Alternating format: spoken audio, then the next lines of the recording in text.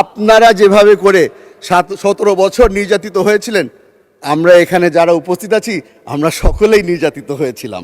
আপনারা যেভাবে করে এখানে সংসদ সদস্য আছে যে আয়না ঘরে অনেক বছর ছিলেন, আমিও সেই একই আয়না ঘরে 7 মাস হয়ে এসেছি। বেশ লম্বা জার্নি ছিল আয়নাঘর থেকে এই সংসদ পর্যন্ত। আশা করি আমার উপরে তারা ভরসা রাখবে। এই সংসদের মধ্যে একটা ট্রাস্টের ল্যাকিং চলে এসেছে। আমরা বারবার করে বলেছি, আমার প্রধানমন্ত্রী বারবার করে বলেছে, জুলাই সনদের মধ্যে যা যা লেখা আছে অক্ষরে অক্ষরে সেটা বাস্তবায়ন করব আমরা। তবে আমার বিরোধী দলের বন্ধুরা যেটা বিশ্বাস করতে রাজি না, হয়তো এত বছর নির্যাতিত হওয়ার কারণে তারা এখন আর কাউকে বিশ্বাস করে না। তবে আমি বলে রাখি, আপনারা যেভাবে করে 17 বছর নির্যাতিত হয়েছিলেন, আমরা এখানে যারা উপস্থিত আছি আমরা সকলেই নির্যাতিত হয়েছিলাম। আপনারা যেভাবে করে এখানে সংসদ সদস্য আছে যে আয়না ঘরে অনেক বছর ছিলেন, আমিও সেই একই আয়না ঘরে 7 মাস হয়ে এসেছি। বেশ লম্বা জার্নি ছিল আয়নাঘর থেকে এই সংসদ পর্যন্ত। আশা করি আমার উপরে তারা ভরসা রাখবে। আশা করি যারা যারা এখানে নির্যাতিত, যারা এখনো এই গুমের শিকার, যারা এখনো প্রিয়জনকে ফিরে পায়নি, তাদের উপরে ওনারা ভরসা রাখবেন। আমরা একটা নতুন জিনিস দেখতে পেলাম।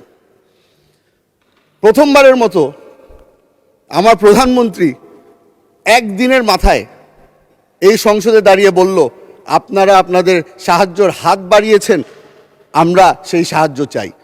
সঙ্গে সঙ্গে কমিটি গঠন করে দেওয়া হলো।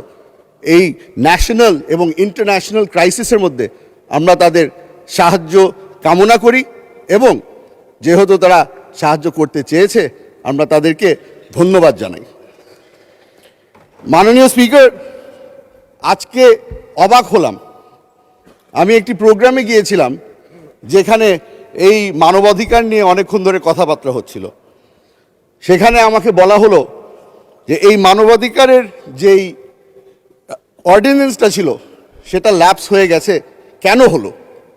সেখানে জবাব দিয়ে এসেছি যে মানবাধিকারের যেই অর্ডিন্যান্স ল্যাপস হয়েছে সেটা একটা দুর্বল অর্ডিন্যান্স ছিল। শক্তিশালী বিল আকারে আমরা এখানে একটি নতুন বিল প্রস্তাব করব। আশা করি তারা ভরসা রাখবে যে যেই ব্যক্তি 7 মাস টর্চার হয়েছে সেই ব্যক্তি তাদেরকে মিথ্যা কথা বলছে না, অসৎ কথা বলছে না। মাননীয় স্পিকার,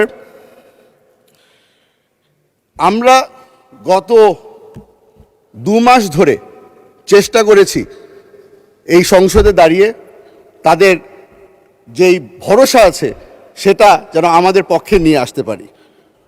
আশা করছি সামনের মাস যেগুলি যাবে আস্তে আস্তে করে তারা আমাদের উপরে ভরসা রাখা শুরু করবে। মাননীয় স্পিকার, আমাদেরকে বারবার করে জিজ্ঞেস করা হয় যে আমরা যে এই সংসদে দাঁড়িয়ে আছি নতুন করে বিল আকারে কেন নতুন বিল আনা হচ্ছে।